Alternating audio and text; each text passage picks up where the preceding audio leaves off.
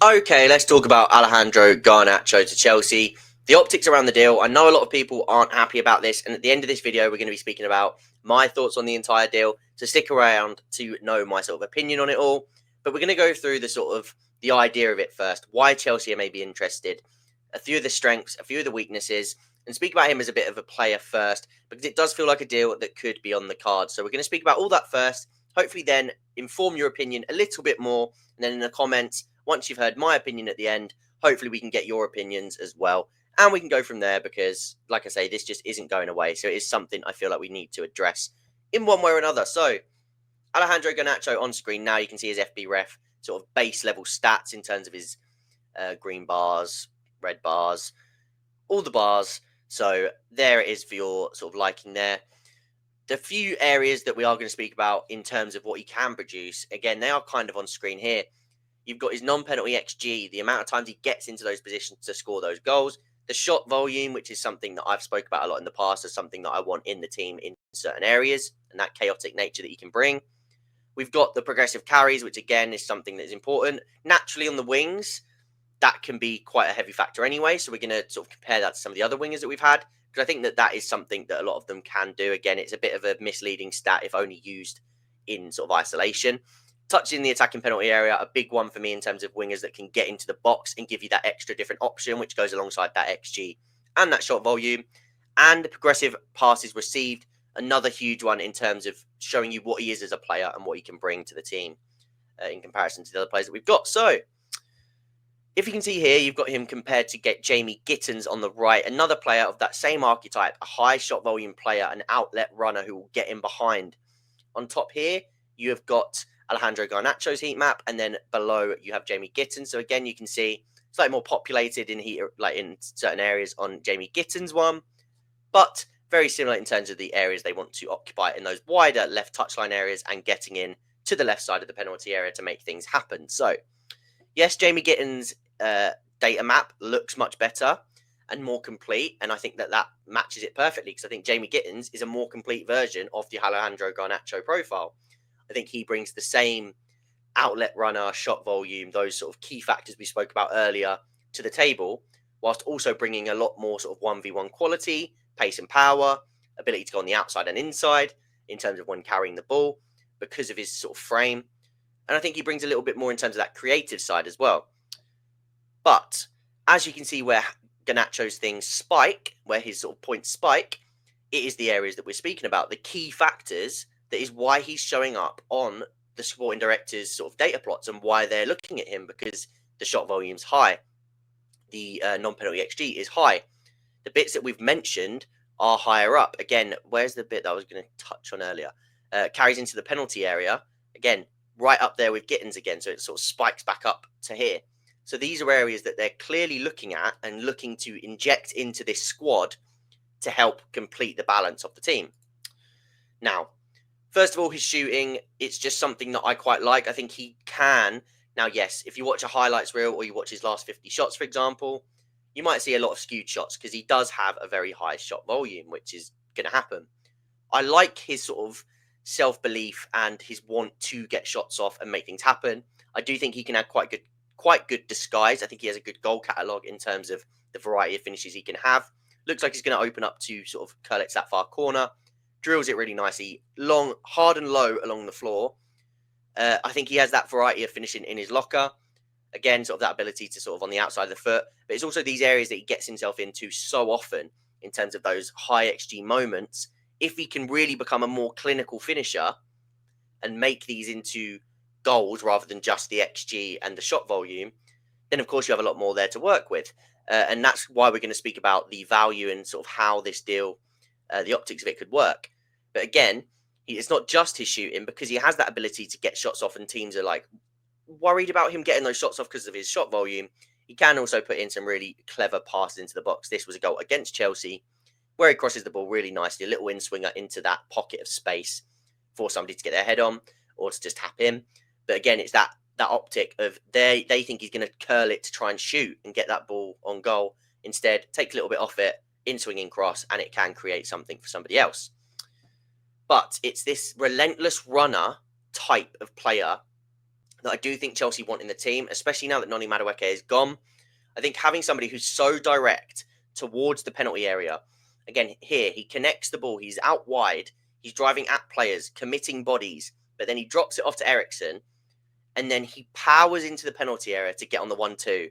Ends up here, again, getting on the inside of players, could win penalties with fouls, really relentless with his running into the penalty box, in behind defenders, making it a nightmare for them to deal with him, because he's a bit of a pest in that sense. Gets a really nice shot off it. I actually really like this goal. I think the instinctive nature of it. First time, can he get a shot off? Rolls it past the keeper. Quick release, quick finish. Rolls into the goal. Really, really nice finish. I really like that goal. So, this is what I wanted to speak about in terms of the stat comparison and what Chelsea are trying to add. Because if you look at Noni Madueke here, so you have, of course, green means that they're the best in that field amongst these three. So, Garnacho has the most progressive passes received of Garnacho, Gittens, and Noni Madueke last season. Massive part of that as a runner, and we'll speak about that again in my thoughts about him. I do think the fact that he is a runner and that he will create space for others is a really key reason as to why you'd want Garnacho and why you think he could work in your team.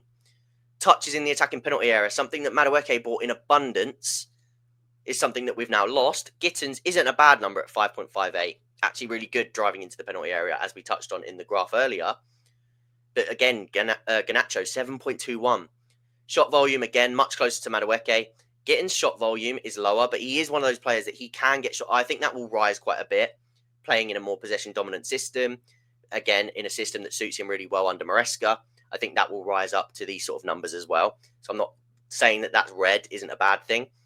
XG, though, I do think Gittens is a little bit more one for the spectacular at the minute. Garnacho is a little bit more, he finds himself in those areas. He arrives into space really, really nicely. He has a bit of an instinct towards goal. Now, again, can that actually translate towards goals and really upping that output is the next step. And that's something that you have to sort of analyse in this, and whether they think that they can do that and whether he can do that under Maresca, take that next step. Progressive carries, again, all very similar. So not a huge one to sort of speak about because, as I said, a lot of the time it can be just carrying into space. But it's one of those ones that you want your wingers to have fairly good numbers in because it is your way of getting up the pitch. Successful take-ons. This is where Garnacho, for me, doesn't really thrive, which is why he's a bit of a different player to Jamie Gittens. And the two of them together, whereas you've got Gittens, who's a little bit more sort of 1v1 direct on the outside, or you've got Garnacho, who can be more of an outlet runner in behind with, again, that 11.9 progressive passes received, really stretching the pitch, really making those runs into the box, attacking the last line, and trying to sort of be that outlet player for Chelsea. That could be how they're looking at Garnacho to complement Jamie Gittens, who is more of that 1v1. Look at the take-on numbers, 45%. Garnacho, this is somewhere that he actually struggles, 29.2%.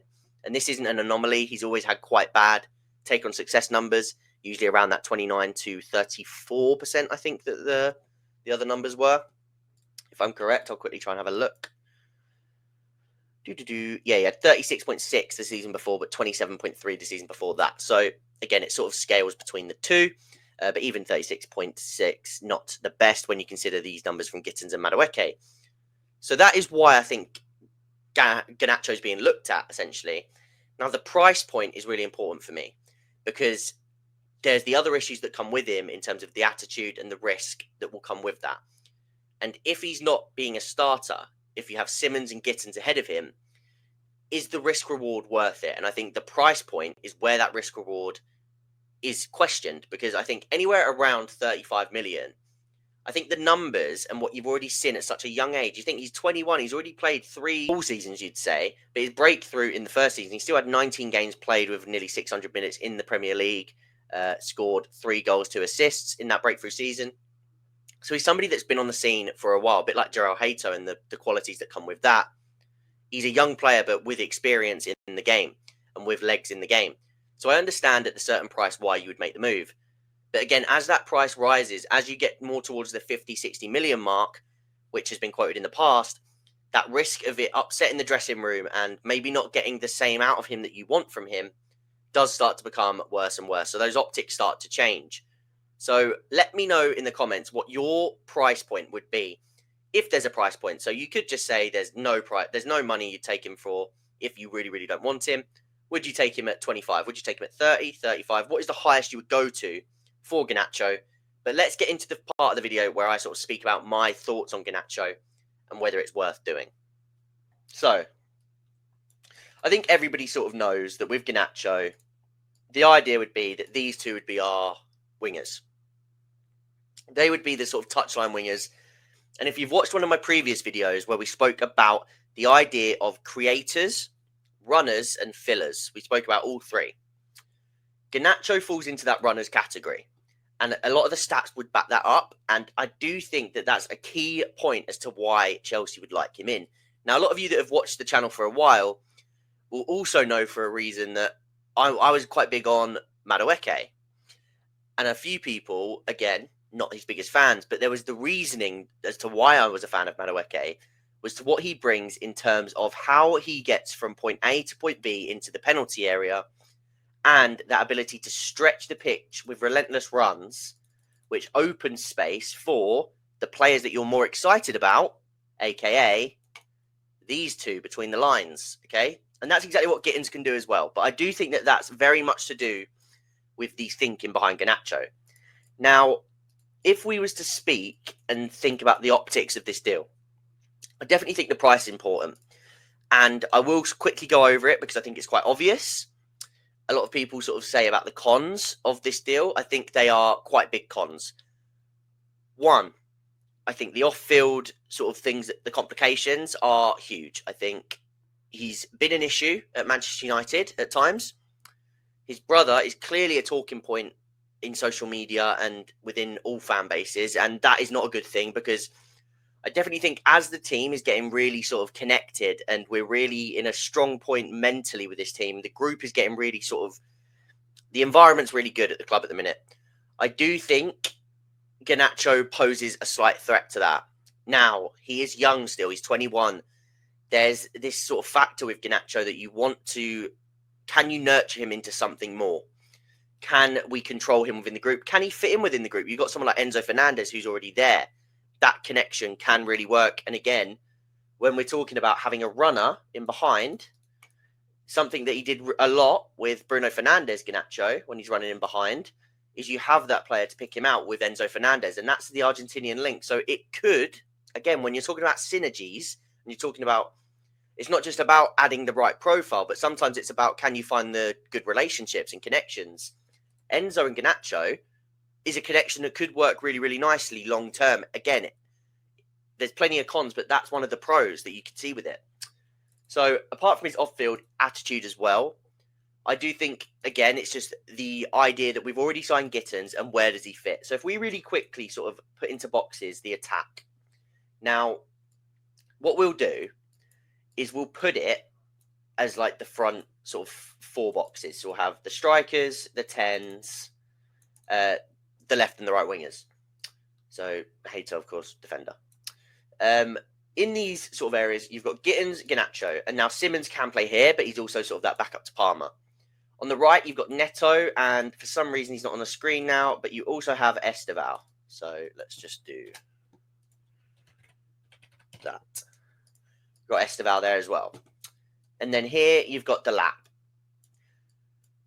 One of the key reasons I do think Garnacho could be being signed comes back to that conversation that we just had about runners. I believe that if Jackson goes, you're losing one of your main runners in terms of relentless runs in behind the lines. There was a stat that came out the other day. He was one of the most persistent runners in the Premier League last season in terms of getting in behind and stretching defences. Garnacho brings that exact same quality in terms of running into the box, touches in the box because of how relentless he is, and stretching defences. So I do think that maybe the idea is that Garnacho comes in to replace Jackson. Now, hear me out. Because, of course, everybody is all of a sudden going, that doesn't make sense. Garnacho's a left winger. Jackson's a striker. But as I keep trying to sort of speak about as well, with these ideas of tactics nowadays and sort of the modern way of thinking about things, it isn't just about where does a player play. Positional fit isn't the only thing you're thinking about nowadays. It also now comes down to the synergies between the attackers and the roles of which they play. Garnacho and Jackson are both runners in my eyes. And they bring similar factors to the table. Again, not all factors, some of the same in terms of that relentless running. So if Jackson was to leave, that would maybe make sense as to why Garnacho comes in the door and you have almost two in each position. Now, of course, again, you have a lot of sort of flexibility within this. Esteval can also play as a 10. You have Simmons, Palmer, and Esteval, who are probably your more pocket players and sort of ball to feet creators. Then you have Gittens, Garnacho, and Neto, who are a little bit more stretching behind the lines. You have João Pedro and Delap, who are differing types of strikers. So you have different options in that attacking line. Now, what I think the best move of this would be is actually to keep Jackson as well. Okay. And for this to be, and Nkunku goes on loan to Manchester United. This is only if we can't find a suitable buy for him, or Manchester United buying Nkunku for a really good fee, and Garnacho comes the other way. I don't want it to be the other way around where Jackson goes to United and we get Garnacho, because I think the optics on that deal is better for United than it is for Chelsea. But I do think that Nkunku for Garnacho, hopefully a loan, but if not, can you get good fees for, can we get a cheap deal for Garnacho and a good fee for Nkunku? Then maybe it adds enough to the squad to warrant that move for Chelsea in terms of what you're moving on.